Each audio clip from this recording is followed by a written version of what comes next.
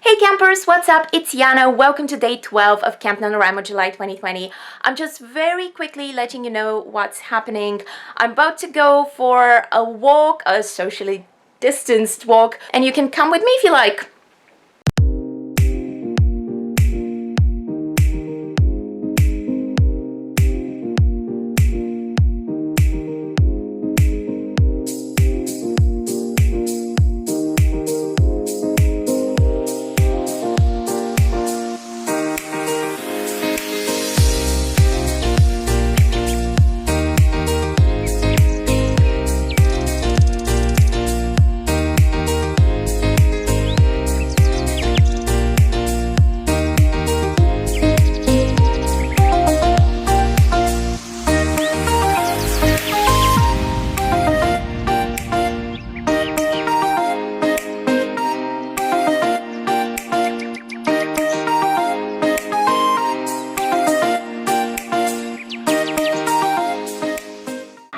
This was such a great day, you guys. We went on a very long walk. I've done more than 20,000 steps today, and then we hung out on my friend's grass patch in the sun, and it was really great. But now the sun is gone, it's gotten cold. I'm about to head home, and I think it's time to show you my sorting head video thing that I shot yesterday, because I haven't said anything interesting today, so hopefully that will be interesting. All right. Cue in Pastiana. Okay, sorry it's so dark. I was going to try to film the screen, but I realized that you guys wouldn't be able to see anything. So I have had to put my camera back on the tripod, and you're just gonna have to watch my beautiful face as we answer these questions.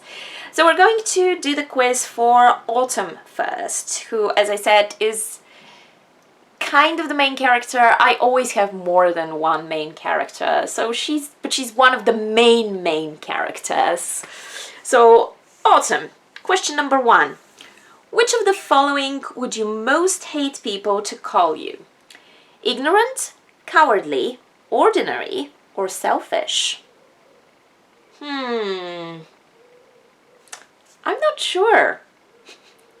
Is this gonna be when we figure out that I actually don't know enough about my characters?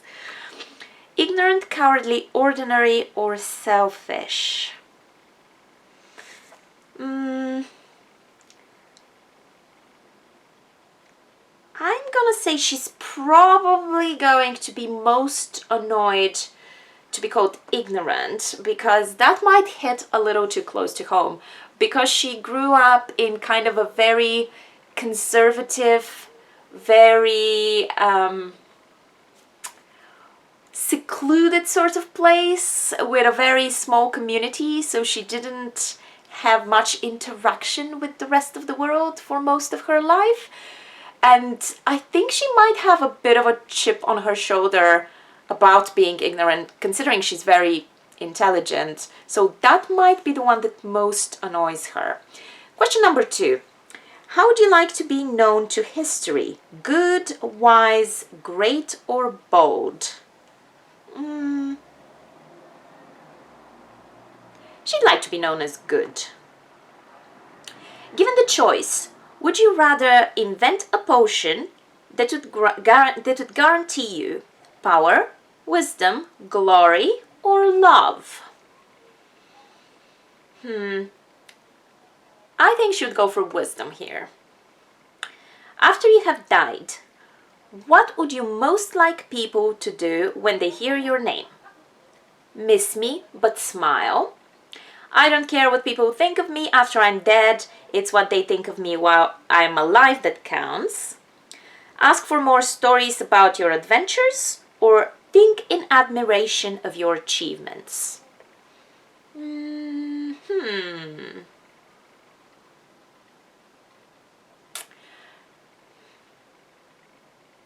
I'm kind of in between 1 or 2. I think she's quite pragmatic.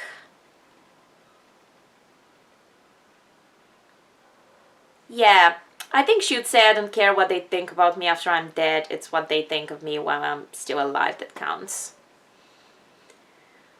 Once every century, the flutterbee bush produces flowers that adapt their scent to attract the unwary. If it lured you, it would smell of home, fresh parchment, the sea, or log fire.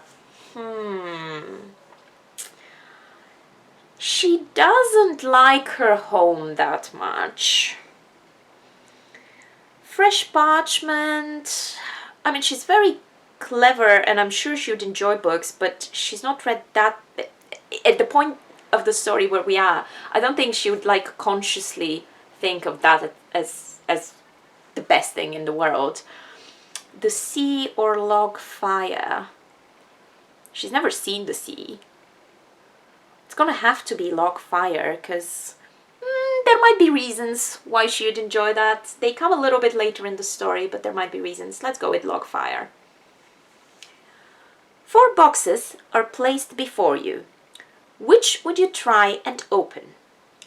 The small tortoiseshell box embellished with gold, inside which some small creature seems to be squeaking. The ornate golden casket standing on clawed feet, whose inscription warns that both secret knowledge and unbearable temptation lie within. The gleaming jet black box with a silver lock and key, marked with a mysterious rune that you know to be the mark of Merlin. Or the small pewter box, unassuming and plain, with a scratched message upon it that reads, "I open only for the worthy." Interesting question.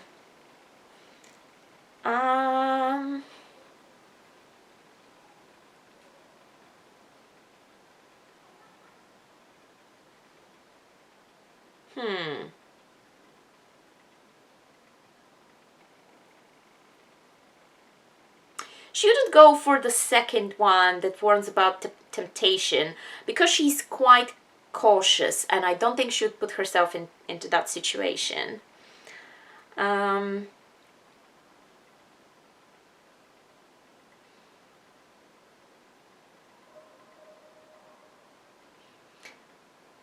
I think she will go, I mean, she doesn't know who Merlin is, but I think that kind of looks like a box that might contain a lot of information and knowledge, so I think she might go for that one. Let's go with that one. What kind of instrument most pleases your ear? Violin, trumpet, drums, or piano? Well, she's never heard a violin, a trumpet, or a piano. But if she had, I think she would probably most enjoy. Interesting.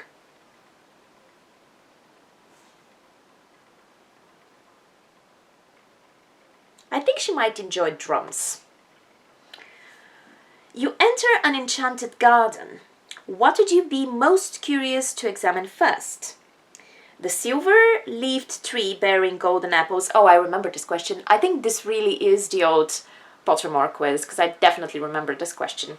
So the silver-leafed tree bearing golden apples, the bubbling pool in the depths of which something luminous is swirling, the statue of an old wizard with a strangely twinkling eye, or the fat red toadstools that appear to be talking to each other.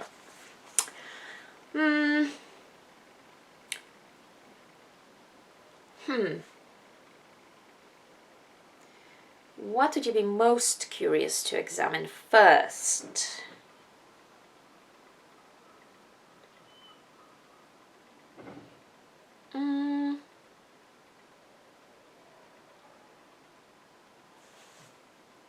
I think she might go for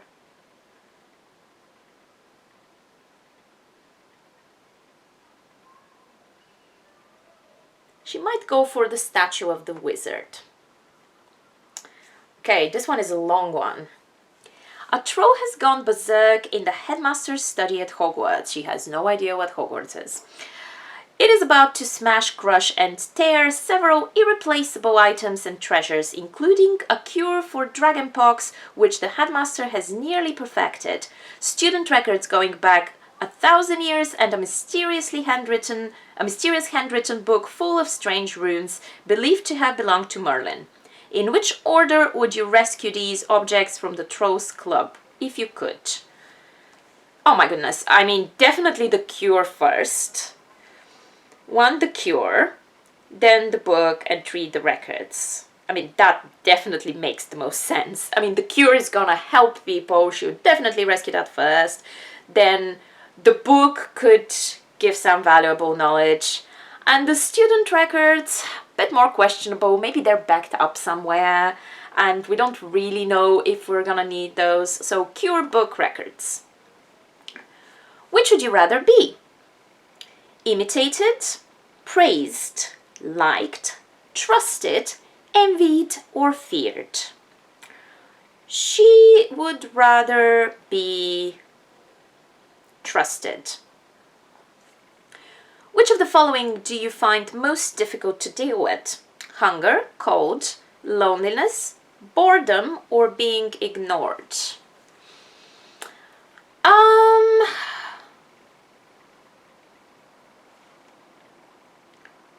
Probably loneliness. What are you most looking forward to learning at Hogwarts?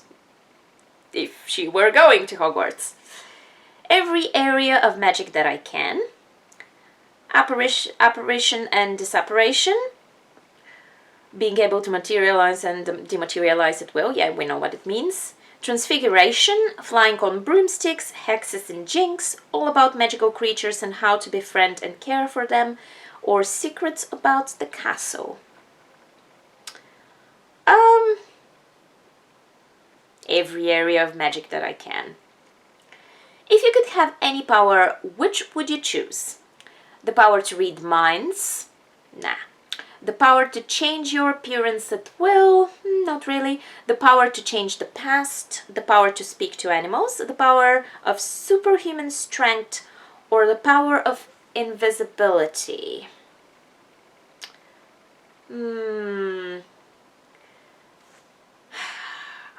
Ooh, that's difficult. Because I think she would be too cautious to choose the power to change the past, but then that would be the one that would most appeal to her.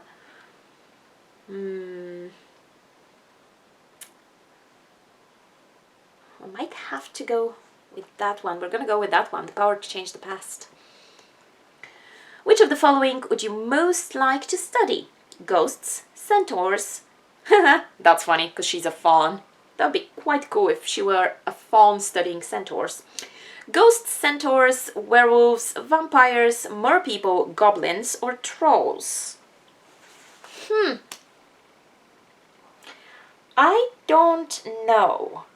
I think she would choose one of the races that are kind of considered evil, and she might try to figure out if they are actually evil.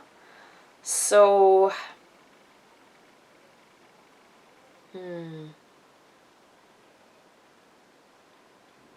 maybe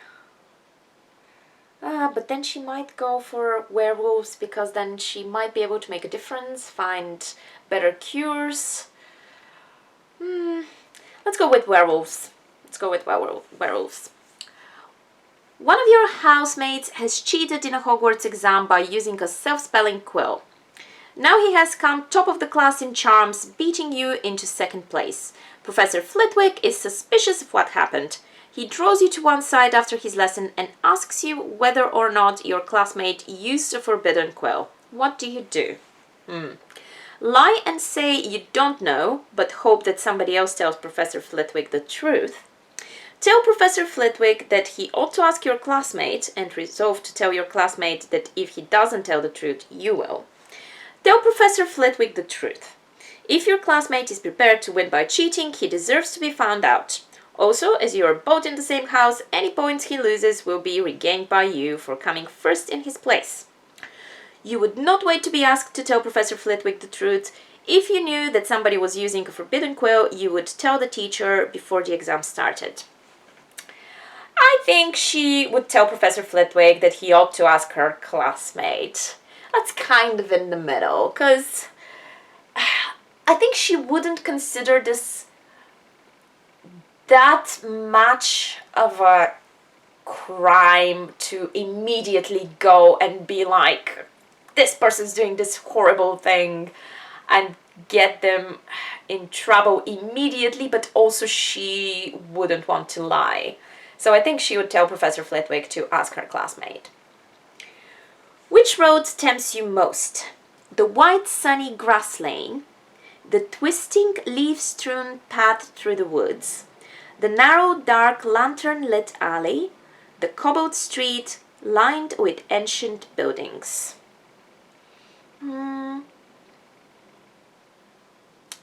Path through the woods. Well, she grew up in the woods, so that's gonna be most familiar to her. But the white sunny grassy lane, I think she's gonna like that one because she's used to hiding in the woods, and I think she would quite enjoy an open space where you can see everything and everybody can see you and there's nothing that hidden. Yeah, and she does feel slightly more comfortable in nature than she does in more like human-made environments. So the white sunny grassy lane. Which nightmare would frighten you most? Standing on top of something very high and realizing suddenly that there are no hand or footholds nor any barrier to stop you falling. An eye at the keyhole of the dark windowless room in which you're locked. Being forced to speak in such a silly voice that hardly anyone can understand you and everyone laughs at you. Or waking up to find that neither your friends nor your family have any idea who you are. Ooh. I don't think it's the third one. That's just silly. Nine, the keyhole of a windowless room. Waking up to find nobody has any idea who you are. There's people singing outside, having fun. I don't think she's afraid of heights.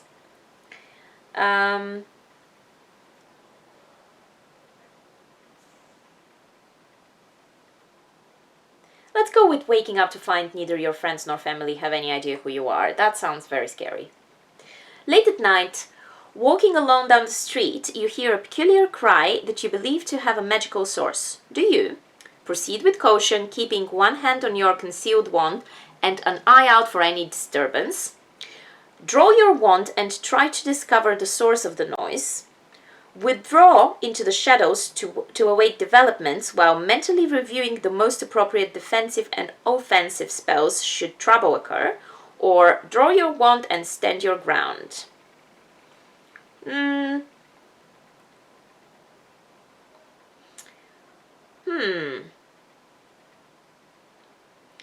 I think that she would...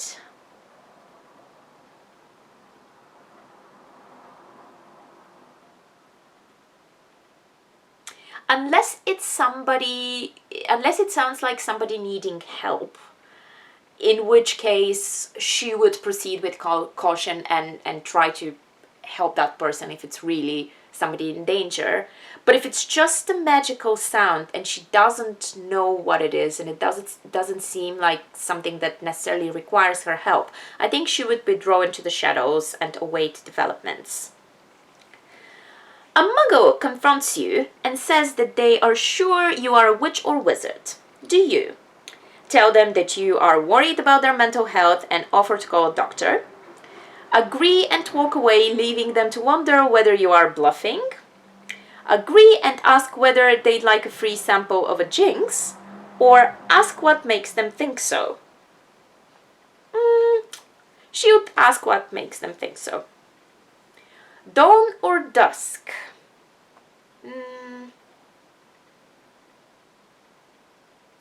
Dawn, I think. Yeah, dawn. Forest or river?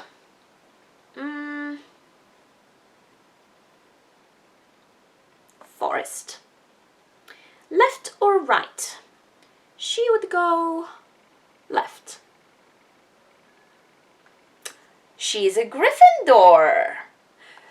I think that sort of makes sense. I've kind of come around to kind of liking Gryffindor a little bit better than I used to. I myself was sorted into Gryffindor twice by Pottermore, and originally I really wasn't happy with that because the house that's closest to my heart and kind of matches with my beliefs best has always been Hufflepuff. If you ask me which house I would choose, it would be Hufflepuff. In my university Harry Potter Society, because we had that at university. So I was in it years ago. I was a Hufflepuff there. But Pottermore kept insisting that I was a Gryffindor, and after thinking about it for a while, I can kind of see why it has put me in Gryffindor. I can be gutsy. It's just that I really value justice and loyalty, but I can see Autumn being in Gryffindor. Hey guys! Okay, well, we've had a lovely day and I haven't done any work. I don't think there's much more than I'm gonna film today, so as I do so very often, I'm gonna update you on my progress tomorrow. But thanks very much for watching. Let me know how your day has been and how your camp is going. And have you ever sorted your characters into their Hogwarts houses? Is that something that helps your writing, helps you understand the character? Personally, I just kind of did it because it's fun, because did I find anything new about her? I don't know. I don't think so. Anyway, I don't even know what questions I'm asking, but if you have any thoughts, leave them down in the comments. As always, I would love to hear from you. And I am going to sign off now here next to these beautiful lilacs and go and try to get some work done. Bye!